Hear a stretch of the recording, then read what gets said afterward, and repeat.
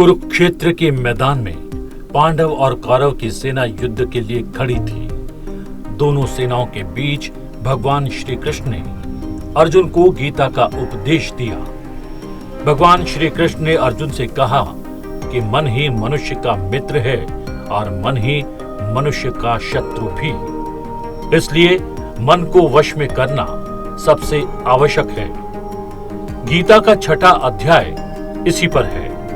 क्रिया योग के महान साधक पद्म भूषण योगी श्री एम ने इसका सम्यक विश्लेषण किया है। आत्म संयम के लिए योग और योग के लिए मन का शांत और नियंत्रित होना सबसे आवश्यक है।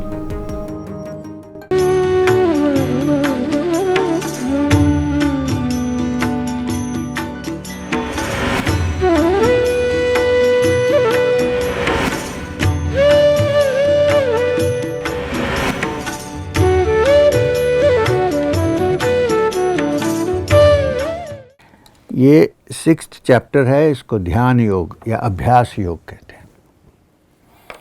तो मैं पहले से उसको पहले श्लोक से शुरू करूँगा। ओम श्री परमात्मने नमः। श्री भगवान उवाच। श्री भगवान उवाच क्या है? अनाश्रित कर्म फलम कार्यम कर्म करोति यः स सन्यासी च योगी च न निरग्निर न च आक्रियाः। ये पहला शुरू है 6th चैप्टर। मतलब है कि जो आदमी अपना कर्म और अपना धर्म, आगे उसका रिजल्ट क्या होगा नहीं होगा इसको देखे बिना इस संसार में रह के अपना कर्म करता है, उसको सन्यासीन बोल सकते हैं, योगी बोल सकते हैं। ना ऐसा आदमी जो कुछ नहीं करेगा कर्म।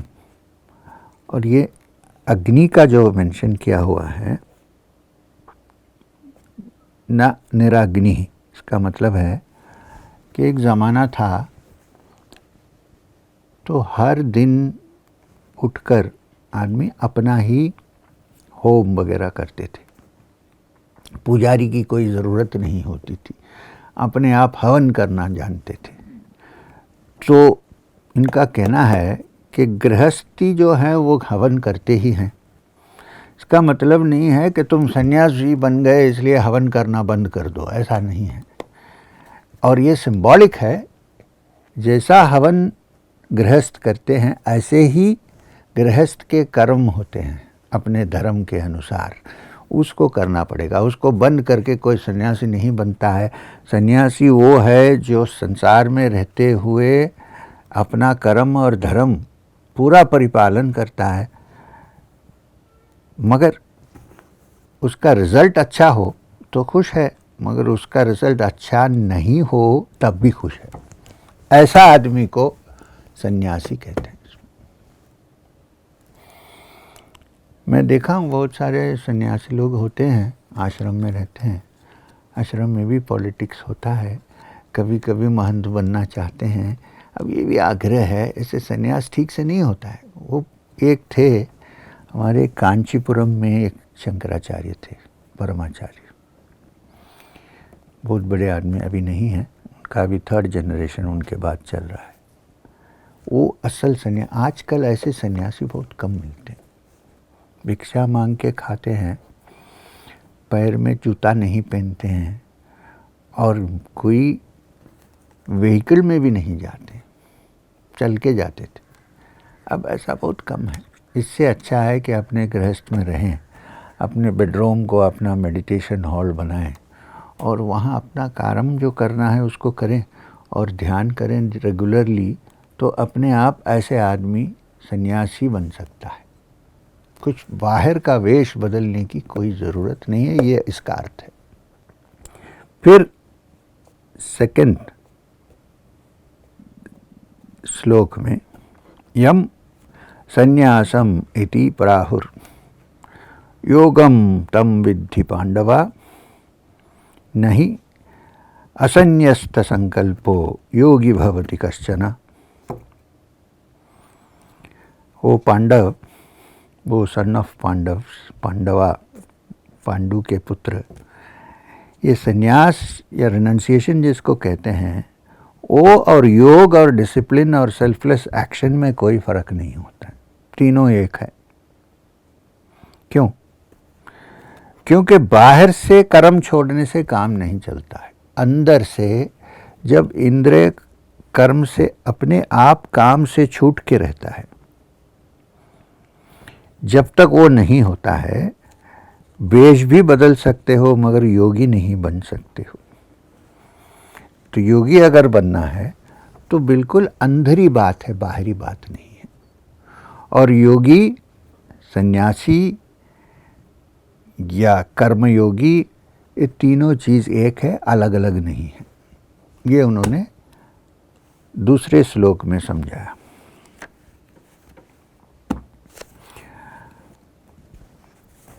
अब कर्म के बारे में कुछ कहना है। ध्यान जो है वो भी एक तरह से कर्म है। क्यों? करना पड़ता है तो वो भी कर्म है।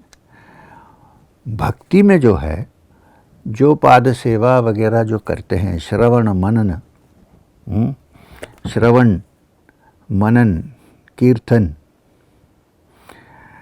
पाद सेवनम, अचानम, दास्यम, साख्यम, आत्मनिवेदना, ये पूरा अगर आप नारद भक्ति सूत्र पढ़ेंगे तो स्टेप बाय स्टेप साधना यही कहा जाता है। मगर इसके लिए मन की शुद्धि होना चाहिए। अब मन की शुद्धि के लिए ध्यान की ज़रूरत है। अब ध्यान में जो योगी मन को शुद्ध कर लिया तो अपने आप वो भक्त भी बन गया। भक्ति जो है वो हम डेवलप नहीं कर सकते, है या नहीं है। हर मनुष्य के हृदय में मैं समझता हूँ कि भक्ति है, वो प्रकट नहीं होती है। क्यों? क्योंकि मन साफ नहीं किया गया है। जब योग ध्यान या अपने कर्म से, सेल्फलेस एक्शन से जब मन साफ हो जाता है, तब भक्ति अपने आप प्रकट होती है अंदर से। कोई बना नहीं सकते उसको। मगर हर आदमी में इसका पोटेंशियल है। उसके लिए पहले एक गुरु को ढूंढना चाहिए जो इसके बारे में जानता है। गुरु का मतलब नहीं है कि वो शास्त्र पूरे जानता है, ऐसा नहीं है। जो इसके बारे में जानता है, और वो गुरु के इंस्ट्रक्शन के हिसाब से आप जब जिएंगे और अपना ध्यान करेंगे तो मन शुद्ध हो जाएगा। जब मन शुद्ध हो जाएगा तो अंदर से भक्ति अपने आप प्रकट हो जाएगी। भक्ति के बगैर कुछ नहीं कर सकते। ये नहीं कि हम बैठे और सांस ऊपर नीचे ले और वहाँ तक पहुँच जाए, ऐसा नहीं हो सकता है। हृदय और हृदय के बीच में का जो कनेक्शन है वो भक्ति है। वो नहीं तो नहीं चलेगा कुछ। ये कोई मैकेनिकल बात नहीं है। जब भी हम क्रिया में गुरु मंत्र कहते हैं, का जप करते हैं, मैं स्पेसिफिकली लोगों को बोलता हूँ कि भाई इसको खाली मैकेनिकली मत करना। जब आप गुरु मंत्र करते हो तो एकदम भक्ति भाव से करना चाहिए, क्योंकि उससे ही हृदय खुलेगा। कोई मैकेनिकल एक्शन से नहीं खुलता है। फिर प्राणायाम इसलिए ज़रूरत है क्योंकि प्राण जब इक्वल हो जाते हैं, प्राणापान समायुक्त हो जाता है, उस समय अंदर से उसको आप ज्ञान भी कह सकते हैं, भक्ति भी कह सकते हैं, लहरी भी कह सकते हैं, वो अंदर से प्रकट होती है। ये इम्पॉर्टेंट लेसन 6th चैप्टर में, इसका नाम तो ध्यान योग है, मगर इसमें पूरा कवर किया है। ऐसा नहीं कि खाली बैठ के ध्यान, ऐसा नहीं है। यदा ही इंद्रियार्थेषु न कर्मसु अनुसज्जते सर्वसंकल्प संन्यासी योगारूढ़स्तद उच्यते।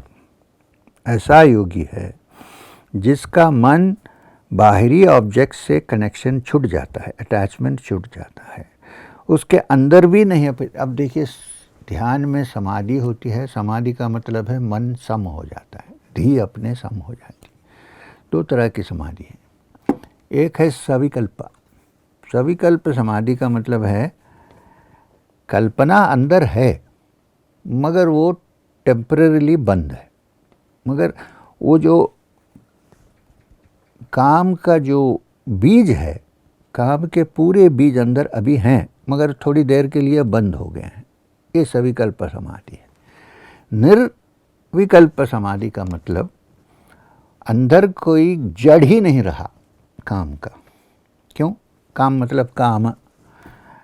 क्यों जड़ नहीं रहा? क्योंकि योगी इतने आनंद में है अपने ही स्वरूप में, तो बाहर की कोई चीज़ की आवश्यकता ही नहीं है आनंद के लिए। मन ये एकदम अंदर ही एब्जॉर्ब होकर बैठ जाता है। ये जब हो गया तो ऐसे आदमी को फिर आगे बढ़ के योग के हाईएस्ट लेवल पे जा सकता है। जो ऐसा आदमी को योगारूढ़ा कहते हैं, जो योग में एक्सपर्ट हो गया है, वो सबसे बड़ा योगी है। तद उच्चते। अब एक बहुत अच्छी चीज़ कही गई है, उद्धारत आत्मा आत्मानं न आत्मानं अवसादयत आत्मैव ही आत्मनो बंधुर आत्मैव रिपुर आत्मना। अपना ही आत्म जो है, लोअर सेल्फ, मतलब हमारा लोअर सेल्फ का मतलब है लोअर माइंड, जो विषयों में फंसा हुआ रहता है। जब कोई अनुभव होता है उससे कभी तकलीफ़ होती है, कभी आनंद होता है, तो ये अप एंड डाउन में जो फंसा हुआ माइंड है उसको लोअर माइंड कहते हैं।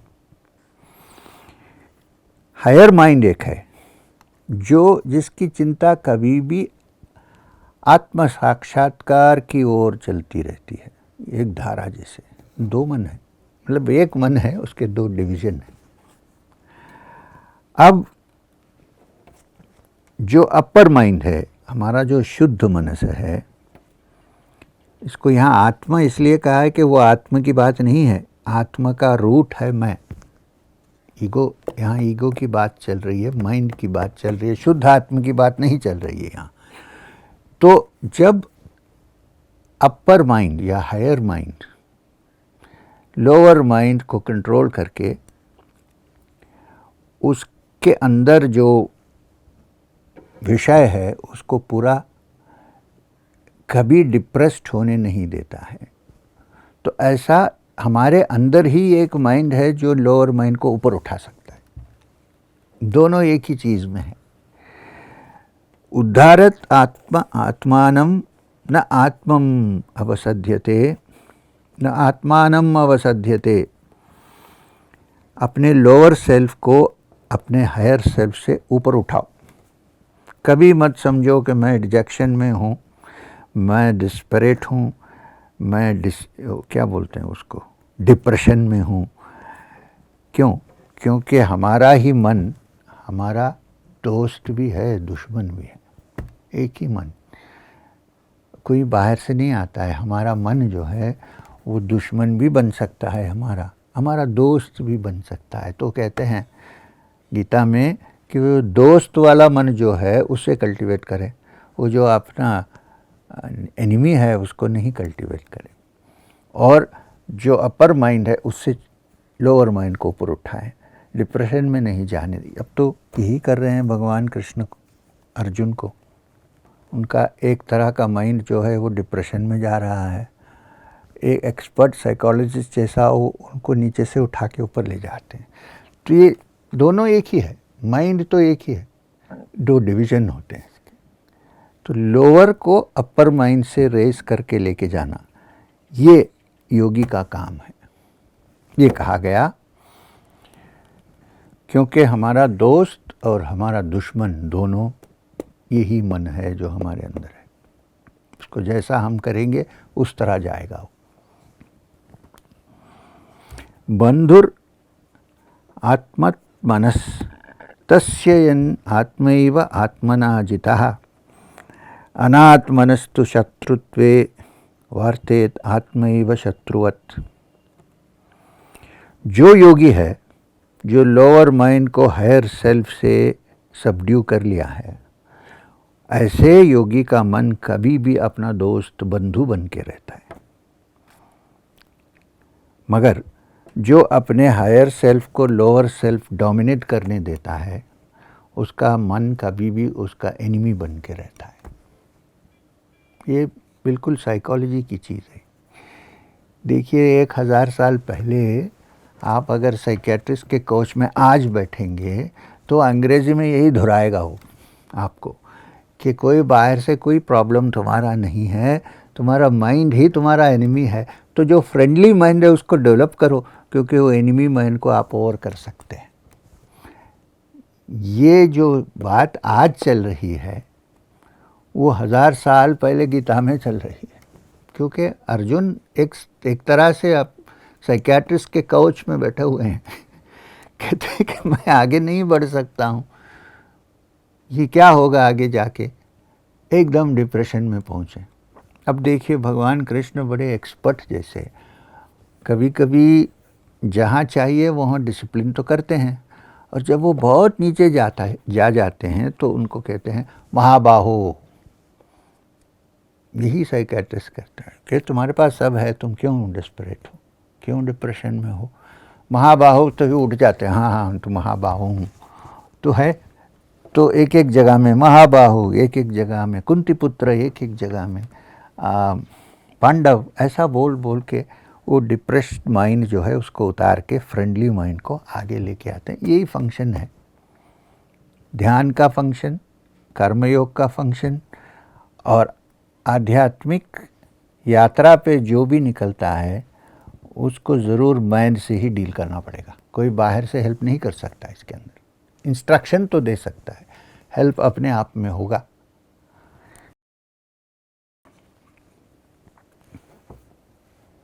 अब फिर कहते हैं कि जिसका मन, जो योगी अपने मन को जीत लिया, ऐसा योगी का मन जो है, आत्मा जो है, ठंडा हो या गर्म हो, प्लेजर हो या पेन हो, ऑनर हो या डिसऑनर हो, इक्वल रहता है, कोई फर्क नहीं पड़ता है। जितात्मनः प्रशांतस्य परमात्मा समाहिता शीतोष्ण सुख दुखेषु तथा मान अपमानयो। अब योगी बैठा हुआ है, आप उसको कहेंगे कि तुम तो पागल आदमी हो, तुम क्या योगी हो, तुम तो बुद्धू हो। योगी को गुस्सा आएगा क्या? तो गुस्सा आएगा तो योगी नहीं है। अब देखिए अगर कोई मुझे कहे कि यू आर अ फूल, और अगर मुझे अंग्रेज़ी भाषा नहीं आती है तो क्या समझूंगा? तो मुझे अगर अंग्रेज़ी आती ही नहीं है, समझिए, कोई बोला यू आर अ फूल, तो मैं सोचूंगा ये हिंदी में मुझे फूल बोल रहा है, खुश हो जाऊंगा। तो ये भाषा है, इसमें कोई काम नहीं है। ऐसे ही शीतोष्ण का मतलब नहीं है कि टेम्परेचर, मतलब शरीर और मन जब गर्म हो जाता है और शरीर और मन जब ठंडा हो जाता है, योगी जो है दोनों को इक्वल समझता है। और मान अपमान है, उसको क्या मान है क्या अपमान है। अपमान और मान शरीर का करते हैं लोग, आत्मा को ना अपमान कर सकते हो ना मान सकते हो, क्योंकि वो दोनों से बाहर है।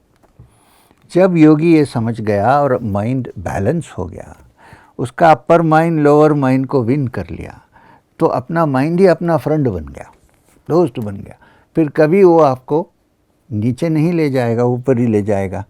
ऐसा योगी जो है उसके लिए आप उसको बोलो कि तुम इडियट हो या बोलो कि तुम महाराज हो, कोई फ़र्क नहीं पड़ेगा। कभी कभी प्रेस से आदमी का ब्लड प्रेशर बढ़ जाता है, कभी कभी ब्लेम से बढ़ जाता है। ये दोनों नहीं होगा, ये योगी है।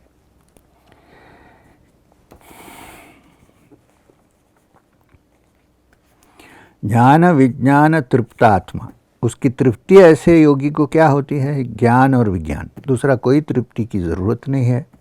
कूटस्थो विजितेंद्रिया,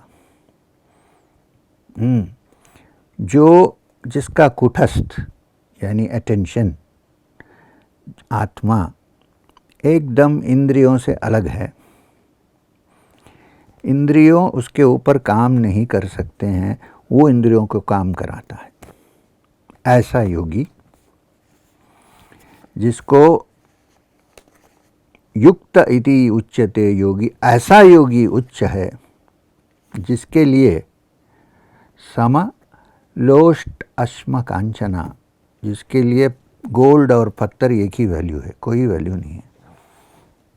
अब गोल्ड देंगे तो ले लेगा, पत्थर देंगे उसको भी ले लेगा। पत्थर तो देते नहीं है, लोग मारते हैं, पत्थर मारते हैं। तो योगी को कोई फ़र्क नहीं पड़ता है। सोना तो कम आदमी देता है, पत्थर तो मिलते ही हैं। तो ये दोनों सम समझता है ऐसा योगी।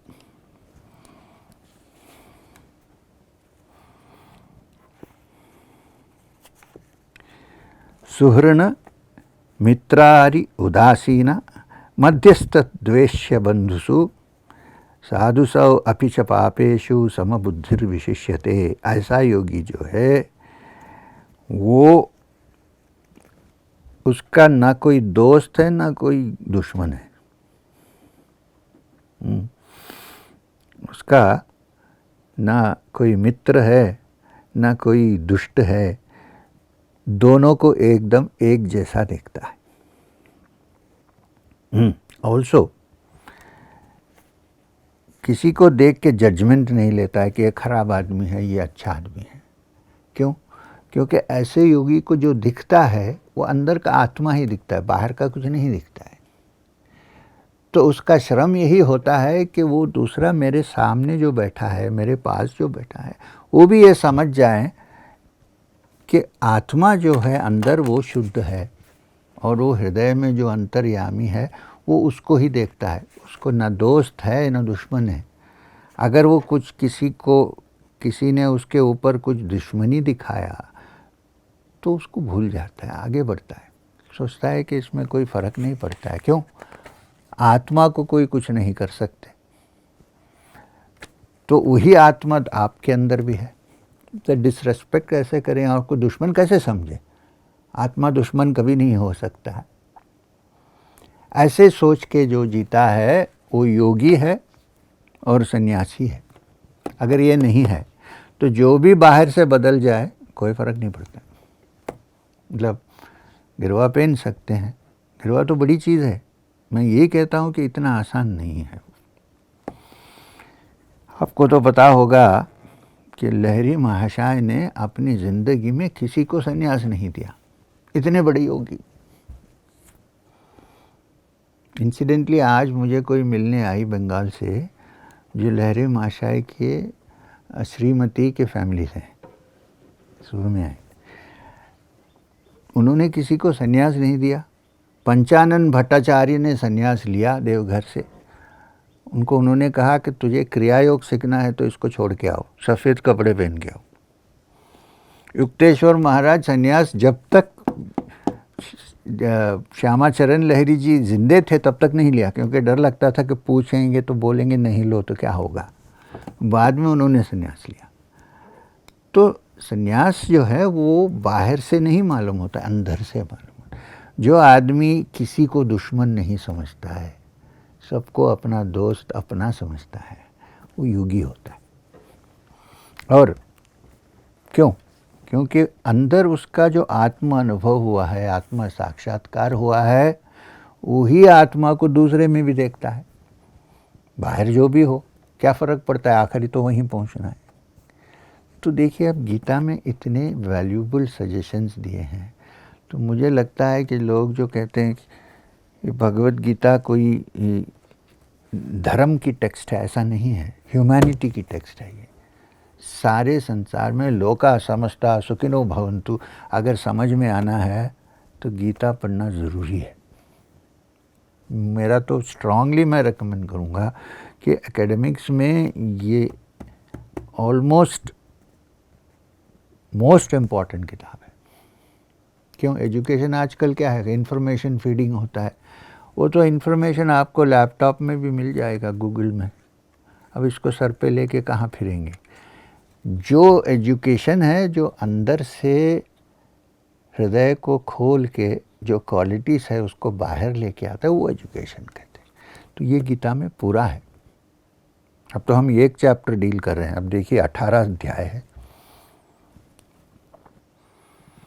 योगी युञ्जित सततम आत्मानं रहसि स्थितः एकाकी यच्चित्तात्मा निराशिर अपरिग्रह। कैसा योगी? ऐसा योगी जो ये समझ गया कि अपना मन जो है उसको अपना दोस्त बनाए, दुश्मन नहीं बनाए। जिसका मन अपना दोस्त बन गया है, दुश्मनी नहीं है, मन इंडिपेंडेंट हो गया है, बाहरी चीज़ों से डरता नहीं है, घबराता नहीं है, ऐसा मन जो है वो ध्यान करने शुरू करना है। तो उसका तरीका क्या है, ये अगले 2-3 श्लोक में लिखा गया है। ध्यान योग में, अभ्यास योग में क्या कहते हैं? ऐसा योगी जो है रेगुलरली, सततम, विदाउट ब्रेक ध्यान करें। कैसा ध्यान करें?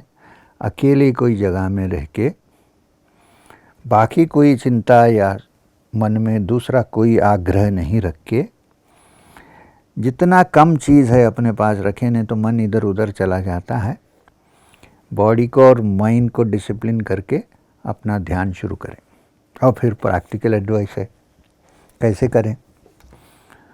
शुचौ देशे प्रतिष्ठाप्य स्थिरम आसनम आत्मना न अयुच्चितम नातिचनम चैलज्ञा कुशोत्तरम। वो तो पुराने ज़माने का डिस्क्रिप्शन है आसन कैसे बनाते हैं। पहले कहते हैं कि शुचौ देशे, जहाँ क्लीन है, क्लीन जगह में बैठें, शुद्ध जगह पे बैठें। न ऊपर, न अत्युच्चतम, ऊपर न नीचे, बराबर लेवल की जगह में। पहले कपड़ा डालें, उसके ऊपर हिरन का चमड़ा, आप तो हिरन का चमड़ा छोड़िए, पुराने ज़माने की बात है। आजकल हमारे पास अच्छे से वुलन ब्लैंकेट्स मिलते हैं, उसको यूज़ कर सकते हैं। और उसके ऊपर कुशाग्रास जो है उसको डालते हैं, हरियाली, और उसके ऊपर बैठ के मन को स्थिर करके तत्रैका एकाग्रहं मनः कृत्वा यतचित्तेन्द्रिय क्रियाः उपाविशासने युञ्जात योगम आत्मविशुद्धये। ऐसी जगह में बैठ के, एकदम clean spot, neither too high nor too low, आसन बना के बैठें उसके ऊपर, और वहाँ बैठ के सीधे योगी अपना ध्यान करना शुरू करें, मन को कंसंट्रेट करके। संकल्प का फैकल्टी जो मन में होता है उसको बंद करके, अपने इंद्रियों को अपने हाथ में करके सेल्फ प्यूरिफिकेशन का मेडिटेशन शुरू करें। धन्यवाद, नमस्कार।